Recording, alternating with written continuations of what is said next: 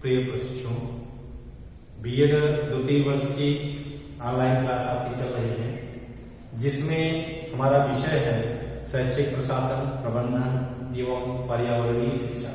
इसके अंतर्गत आपको जो हमारा लेसन था पोषकता, संतुलित आहार एवं तनाव प्रबंधन, इसके अंतर्गत हम आपको जो कक्षाओं में बताए थे वसा, प्रोटीन, विटामिन और कार्बोहाइड्रेट्स सब की क्या आवश्यकता होती है, शरीर में किस प्रकार से कार्य करते हैं।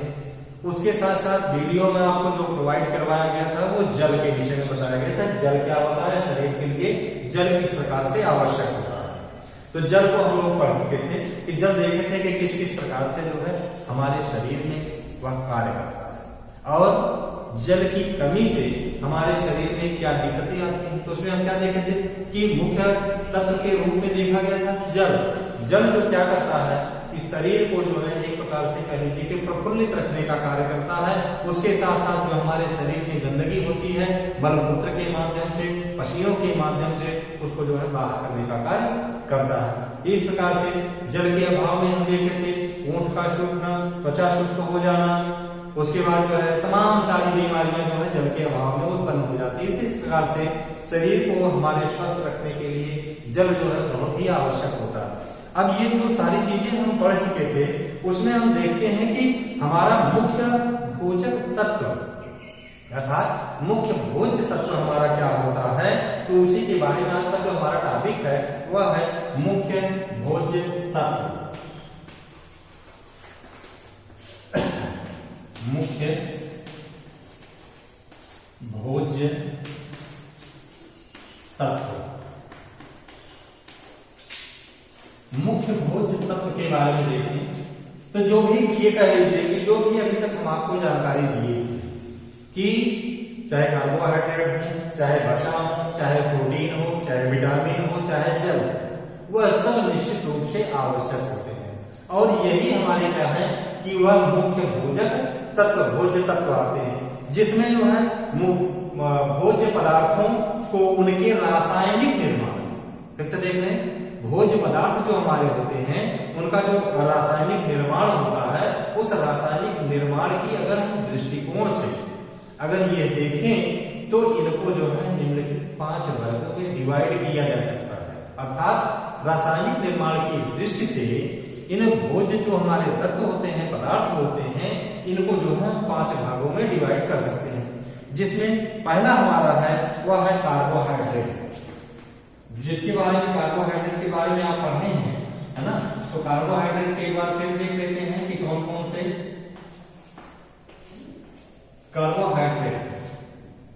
कार्बोहाइड्रेट में देखें, कार्बोहाइड्रेट जो हमारा प्राप्त होता है उसमें क्या है, स्टार्च है, शर्करा, स्टार्च, शर्करा।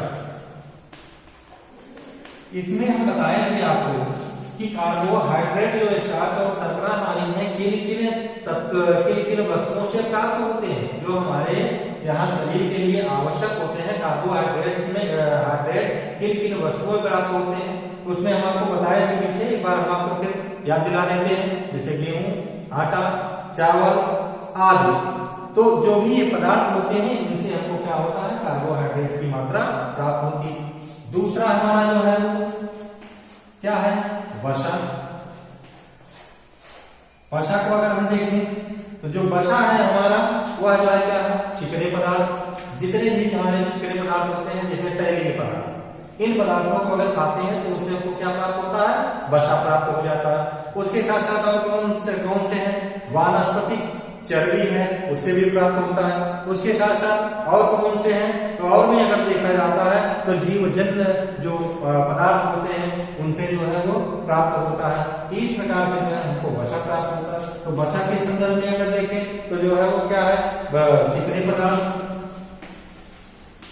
चिकने पदार्थ, वानस्पतिक घी,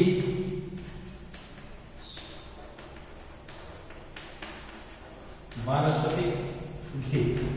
तो अगर इस प्रकार से पदार्थों को अगर खाया जाता है तो हमको जो है वसा की मात्रा जो है वो पूर्ण हो जाती है।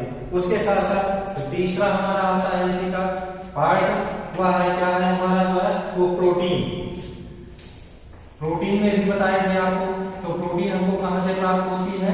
लगभग जो है वो प्रोटीन जो है वो दालों से प्राप्त हो जाती है। उसके साथ साथ फिर हम आते हैं क्या, इसमें जब देखते हैं तो जो है दालों से हमको प्रोटीन प्राप्त हो जाती है। चौथा हमारा जो है वह है विटामिन। विटामिन जो है, तो विटामिन के बारे में हम आपको बताए थे कि विटामिन जो है क्या करता है कि कौन कौन से विटामिन है और विटामिन क्या क्या कार्य करते हैं, किसकी अधिकता से कौन से रोग होते हैं, किसकी कमी से कौन से रोग होते हैं, किन वस्तुओं में विटामिन कौन से पाए जाते हैं, उन सारी चीजों को आपको एक तालिका के द्वारा जो है वो कक्षाओं में उपलब्ध कराया गया। इसमें विटामिन में देखें ए, बी, B2, सी, डी, निकोटीन, है ना। इस प्रकार से ये हमारे जो विटामिन के प्रकार रहे हैं, इन विटामिन के बारे में आपको हम बता चुके हैं, है ना। और इसकी मात्रा भी कहां से कितनी मात्रा में शरीर के लिए आवश्यक होंगी, उसको जो है आपको तालिका में उपलब्ध कराया गया। तालिका से देख सकते हैं कि एक स्वस्थ मनुष्य को स्वस्थ रहने के लिए कि कौन सी मात्रा विटामिन की कितनी आवश्यक होती है। उसके बाद आता है हमारा जो है वो जल। तो जल के बारे में अगर हम देखें तो आपको इससे पहले ही क्लास में जल के विषय में बताया जा चुका है। तो जल को अगर हम देखते हैं तो जल भी जो है वो शरीर के लिए मुख्य तत्व होता है, क्योंकि जल के अभाव में हम आपको बताए थे कि डिहाइड्रेशन हो जाता है, त्वचा सूखने लगती है, ओठ जो है वो सूख जाते हैं, त्वचा जो है शुष्क हो जाती है, चक्कर आने लगता है, घबराहट होती है, ये तमाम सारी चीजें होती हैं तो जल के अभाव में। उसके साथ साथ जल क्या करता है, जल अगर आपके शरीर में उपलब्ध होता है तो निश्चित रूप से जल कार्य करता है, मलमूत्र को जो है वह बाहर निकालने का कार्य करता है, पसीने के माध्यम से जो आपके शरीर में गंदगी होती है उसको जो है वह बाहर निकालने का कार्य करता है। इस प्रकार से जल जो है हमारा महत्वपूर्ण होता है। उसके बाद हम जल की मात्रा को भी आपको बताए थे कि जल की मात्रा जो है कब कब क्या क्या ऐसे जो है वो प्रयोग करना है। जैसे सामान्य व्यक्ति के लिए हम बताए थे 3 लीटर से लेकर के 5 लीटर तक जो है वो सामान्य तरीके से पीना चाहिए। उसके बाद भोजन के समय जो है खाने से पहले और खाने के बीच में और खाने के बाद अधिक जो है वो जल नहीं पीना चाहिए। खाने के बाद अधिक जल किस लिए नहीं पीना चाहिए, क्योंकि उसका कारण बताया गया था कि गुर्दों पर भार अधिक पड़ जाता है, जिसकी वजह से गुर्दे जो है वो कमजोर हो जाते हैं, इसलिए जो है वो खाने के तुरंत बाद अधिक जल नहीं पीना चाहिए। उसके लिए हम आपको बताए थे कि खाने खाते समय जो है जल को जो है 1.5 लीटर से लेकर के 2 लीटर तक की मात्रा को जो है वो सामान्य तरीके से पिया जा सकता है। इसलिए जो है शरीर में जो है वो जल की मात्रा जो है बहुत ही आवश्यक होती है। उसके बाद अगला बिंदु हम देखते हैं कि जो हमारा है तो ये तो इस प्रकार से मुख्य जो भोज्य हमारे तत्व हैं ये सब शरीर को स्वस्थ रखने के लिए मुख्य रूप से आवश्यक होते हैं। इसलिए जो है इन तत्वों को जो है विशेष रूप से एक व्यक्ति को ध्यान रख करके करना चाहिए। उसके बाद आता है भोज्य तत्व जो हमारे हैं उनके जो है अगर हम कार्यों को देखते हैं कि ये कौन कौन से कार्य करते हैं तो देखते हैं जो है तो शरीर को ऊर्जा तथा ताप प्रदान करने का कार्य जो करता है कार्बोहाइड्रेट और वसा। कार्बोहाइड्रेट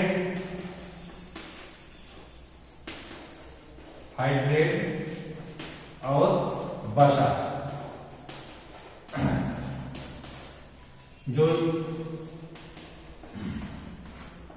कार्बोहाइड्रेट और वसा ये जो दोनों मिलकर के कार्य करते हैं वो क्या कार्य करते हैं, जैसे हम पीछे जो है भोज्य पदार्थ तत्वों में जो हम आपको बताया कि कार्बोहाइड्रेट और वसा दोनों चीजें जो है वो पाई जाती हैं, निश्चित रूप से आवश्यक है। तो उसमें जो है ये दोनों क्या करते हैं, इनका कार्य क्या है। जैसे हम देखें कि मुख्य भोज्य पदार्थ में हम बताया कि आपको कार्बोहाइड्रेट भी आवश्यक है और वसा भी आवश्यक है। तो आखिर ये क्यों आवश्यक है, ये शरीर में करते क्या है, इनका कार्य क्या है शरीर में पहुंच करके, अगर इनको न दिया जाए तो हमारे शरीर में क्या इफेक्ट पड़ेगा, क्या प्रभाव पड़ेगा। इसको हम देखते हैं ये क्या करते हैं, शरीर को ऊर्जा प्रदान करते हैं, उसके साथ साथ ताप प्रदान करते हैं। ये क्या करते हैं, ऊर्जा प्रदान करते हैं, ऊर्जा प्रदान करने का कार्य करते हैं और ताप प्रदान करने का कार्य करते हैं। तो इस प्रकार से कार्बोहाइड्रेट और वसा ये दो क्या करते हैं, ऊर्जा और ताप को जो है प्रदान करने का कार्य करते हैं। दूसरा हमारा जो है प्रोटीन और खनिज लवण है। प्रोटीन और खनिज लवण,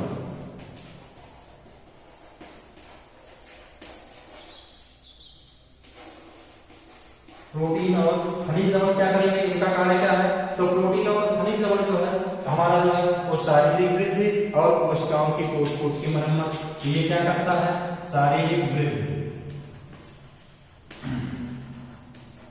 शारीरिक वृद्धि, कोशिकाओं की टूट-फूट मरम्मत,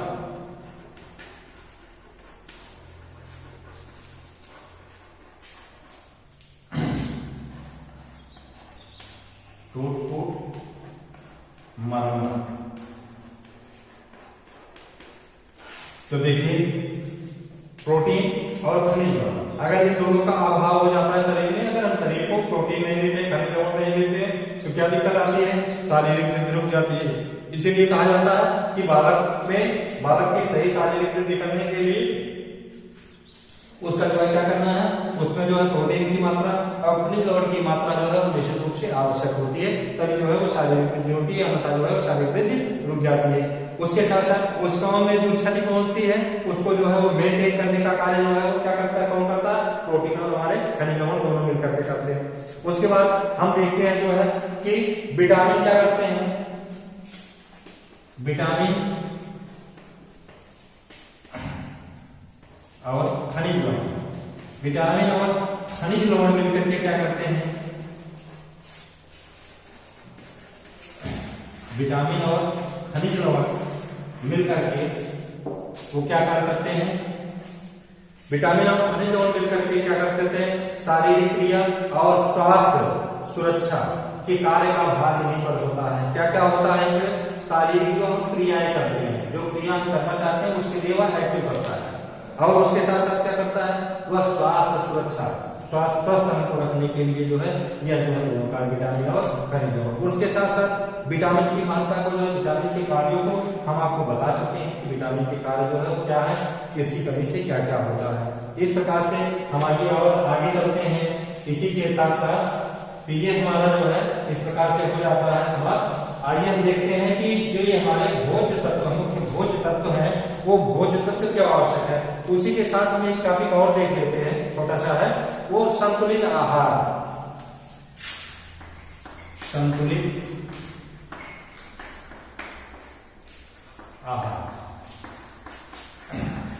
जैसे हम देखें खनिज लवण, विटामिन, वसा आदि खनिज लवण जो भी हैं उनको हम देखें जो है, तो अब भी हमारा प्रश्न होता है कि ये किन किन मात्राओं में होनी चाहिए। कैसे हम जो है ये मान लें कि ये शरीर को कितनी मात्रा में चाहिए, इसके लिए हम आपको टेबल जो है उपलब्ध करा चुके हैं। तो हम अगर ये देखें कि अगर संतुलित आहार की बात ये होती है कि जो जो ये पदार्थ पाए जाते हैं ये शरीर को इतना मेंटेन करते हैं, तो कौन कौन वस्तुओं को हमको कितनी मात्रा में लेनी चाहिए, यह कह लीजिए कि संतुलित आहार के विषय में हम जाने, संतुलित आहार है क्या, इसके अर्थ के विषय में जाने। तो जैसे अगर हम जानते हैं, हम देखते हैं कि कार्बोहाइड्रेट, वसा, प्रोटीन, खनिज लवण, विटामिन का भोजन में क्या महत्व है, अभी हम इससे पहले देख चुके हैं। वो किस प्रकार से जो है वो शारीरिक वृद्धि में, शरीर की क्षति को दुरुस्त करने में या जो है व्यक्ति को स्वस्थ रखने में कैसे जो है वो सहायक होता है। तो यह देखते हैं कि भोजन में अगर इसकी कमी हो जाती है तो शरीर को वो क्या क्या प्रभाव डालता है, शरीर में क्या क्या कमियां हो जाती हैं। तो इस प्रकार से इसलिए आहार में अगर हम देखें तो सभी भोज्य तत्वों को केवल उपस्थिति ही नहीं, चाहे हम वसा की बात कर लें, चाहे विटामिन की बात कर लें, चाहे खनिज लवण की बात कर लें, चाहे जल की बात कर लें, तो ये इतना ही आवश्यक नहीं है कि वह सिर्फ और सिर्फ जो है वह आपके शरीर में उपस्थित रहे, ऐसे नहीं। उसके लिए आवश्यक है कि निश्चित रूप से ये सब एक निश्चित मात्रा में, जिसका जिस प्रकार से प्रतिशत निश्चित है वह आपके शरीर में उपस्थित है, तब तो उसी को हम जो है उनकी जो मात्राएं आवश्यक होती हैं उसी को हम जो है वो संतुलित आहार कर सकते हैं। इस प्रकार से संतुलित आहार की अगर हम परिभाषा को देखें, संतुलित आहार वाकई में है क्या परिभाषा के रूप में, तो हम देखते हैं संतुलित आहार हमारा वह भोजन है। कौन सा भोजन? वह भोजन है जिसमें सभी भोज्य तत्व व्यक्ति आवश्यकता की दृष्टि से उचित मात्रा में पाए जाते हैं। अर्थात एक व्यक्ति को जितनी जो है उचित मात्रा में जितने उसके शरीर को आवश्यक होती है, अगर उस प्रतिशत में वह भोज्य तत्व उसके शरीर में मौजूद होता है, प्राप्त होता है, तो वही हमारा जो है क्या कहलाता है, संतुलित आहार कहलाता है। इस प्रकार से संतुलित आहार ये तो संतुलित आहार को देखते हैं कि निश्चित मात्रा उसके शरीर में उस व्यक्ति को जितनी आवश्यक होती है उतनी निश्चित रूप से अगर उपस्थित होती है तो वही वह संतुलित आहार होता है। और अगर ये चीजें नहीं पाई जाती हैं तो निश्चित रूप से जो आपके भोज्य पदार्थ बताए गए, भोज्य तत्व बताए गए हैं, उनका अभाव हो जाता है, तो शरीर में जो है वो दिक्कत उत्पन्न हो जाती है। अगले टॉपिक में हम आपको बताएंगे जो हमारा संतुलित आहार है, वो संतुलित आहार का अभाव अगर हो जाता है तो शरीर पर क्या प्रभाव पड़ता है। अगर इन तत्वों को कम कर दें तब हमको क्या दिक्कत उत्पन्न होती है, हमारे शरीर में क्या समस्या उत्पन्न होती है। उसके बाद बालक की जो आहार होता है वह बालक के आहार में कितनी मात्रा कौन सी होनी चाहिए, इसकी जानकारी हम आपको अगले वीडियो में देंगे। इसलिए आप जो है वीडियो को अंत तक देखते रहिए और देखने के पश्चात जो भी आपको समस्या होती है शिक्षक से कंसल्ट करके उस समस्याओं को दूर कर सकते हैं। उसके साथ साथ वीडियो को आप तक पहुंचे इसके लिए जो है आपको सब्सक्राइब करना है, बेल आइकन को दबाना है। इससे लाभ आपको होगा कि ग्रुप में अगर आपको मैसेज नहीं मिल रहा है उसके बाद भी आपको जो है जैसे ही वीडियो ये यूट्यूब पर तैयार होगा आपको तुरंत ही मिल जाएगा। इसलिए प्रिय प्रशिक्षुओं, आप लोग जो है निश्चित रूप से इस वीडियो को देखिए और पढ़िए। धन्यवाद।